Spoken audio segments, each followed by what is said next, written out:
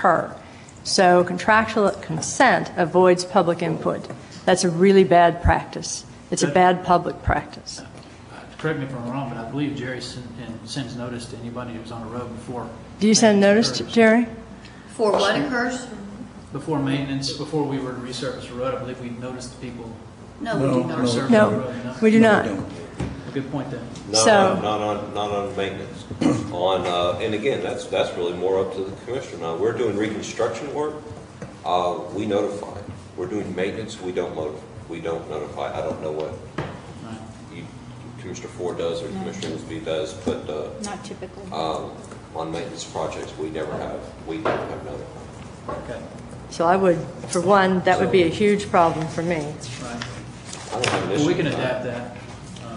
I don't have an issue with that at all, because that's the way the law reads, and that's the way you traditionally operate in our roles as a commissioner. Here's the other problem I have is that if we don't leave the interlocal the way it is, then cities that have any road that's integral to the county system will never give you any money. There's no reason to, because the county is going to pay for it. There's no incentive for them to want to partner with you. I think it's really important that it is within the city limits. It is their responsibility. I understand continuity. I understand when roads have to be rebuilt, but this is a maintenance issue. This particular road was resurfaced in 2008. It's got a 5-year life, and it's rated 97 on our GASB as well as our reports. So I'm still having a hard time trying to figure out why we would go back with a hot mix. It was a one-course chip seal in 2008 Right. in preparation for a hot mix topping. Right, but according to the GASB report, it says it has a 5-year life. After the Judge, capital respectfully, I don't think you understand how we build roads and I do understand how we build roads, and I can certainly read you obviously reports. don't. No, I'm you more obviously than don't. that. Do. Is that part of our normal routine when Yes. we're hot mixing roads in the western part of the county? Depending on how cracked and how much sealing is needed prior to a hot mix. Right. All right. Thank Jerry, you, right here it says, Flight Acres Road, chip seal surface type, overall condition index is 97. It was resurfaced in 2008 with a 5-year life on that. With a one-course chip seal. And Right. yes, when we input the GASB report, anytime we have a chip seal, we list that as a 5-year life cycle. Which this will, For GASB purposes. Right. will give it a much longer life cycle in which the county will not have to maintain, nor will the city for a very long period of time, which is good for my constituents Right. that live out there. They don't have to deal with reconstruction drove the and road. resurfacing all the time. Good. And it's also good for the taxpayer because You're gonna by give us me a making chance this to talk, investment aren't in long-term parts of our road system is good for our maintenance crews as well. Good. When we chip sealed, Jerry, we only chip sealed the county portion, correct? We didn't chip seal the city in 2008, did we? We chip seal the whole, complete length of the road, as I recall. So when I drove it, and there's the obvious division between the chip seal, there's even a little hump from where the chip seal started and ended at the city line. It looks very clear that we only chip sealed the county portion and not the city.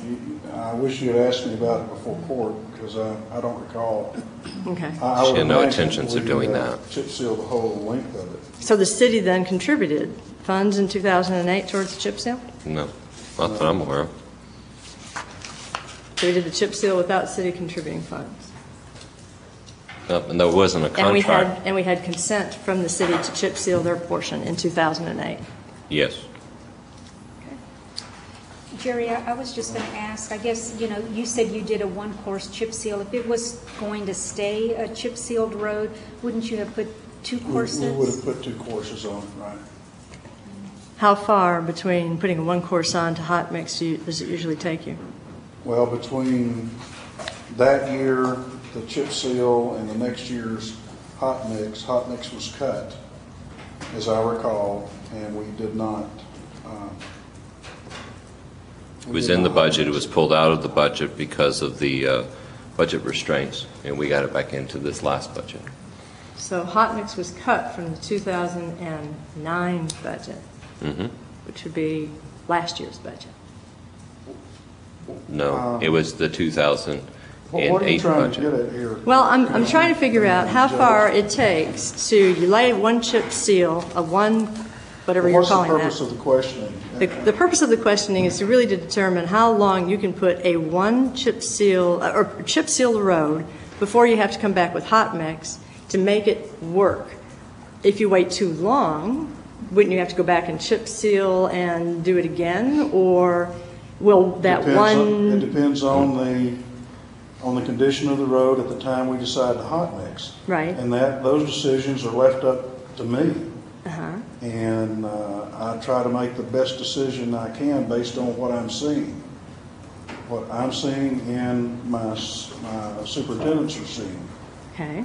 And what I'm So seeing, there's no issue here of doing something for free. I'm not sure what you're after here. Just what I explained. How long before it's no good anymore that you have to go Well, back and chip?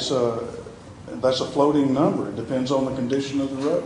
Okay, so at when the it's time. rated a 97, what does that mean? Out of 100? I think we probably need to go into executive session here. I think this thing's getting out of hand. There's no reason to go into it executive means that session. What is it means rating that, 97? I'll answer your questions. Don't ask Jerry, you can ask me because I am the road commissioner of Precinct 3. Quite frankly, what you're asking Good. is none of your business, but I'd be more than